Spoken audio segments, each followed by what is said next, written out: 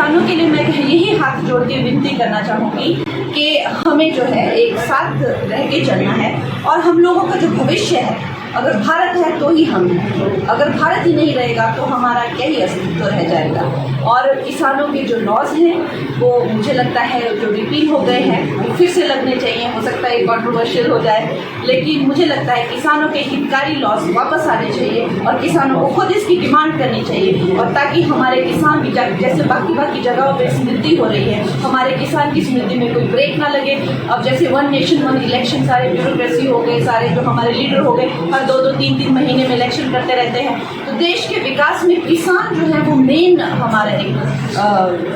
Pillar of strength है। तो मैं चाहती हूँ कि वो खुद ऐसी अपील करें कि भाई हमारे जो 3 लॉज जो हमसे जो सिर्फ और सिर्फ कुछ एक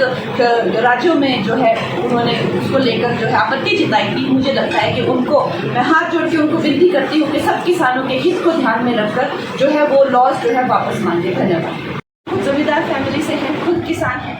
और जिस तरह से इन्होंने मुझे जो है मेरे जो संबंध हैं वो किसानों से जो है चाहे आप कहिए कि एक तरह से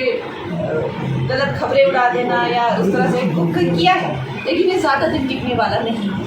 क्योंकि भारतीय अच्छे से जानते हैं कि ये एक ही बेटी है जो अपना नुकसान करके जो है देश का लाभ सोचती है, और कोई अपना नुकसान करके देश के लाभ नहीं सोचते हैं। सब सोचते हैं कि भी हमारा भी फायदा होना चाहिए, देश का फायदा हो जाए। तो कोई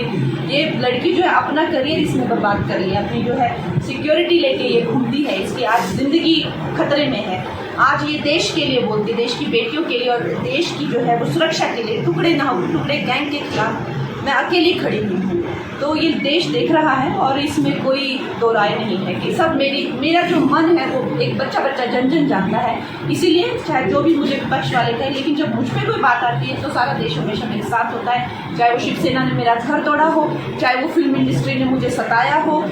या अब जो कांग्रेस वालों ने मुझे मंडी के क्या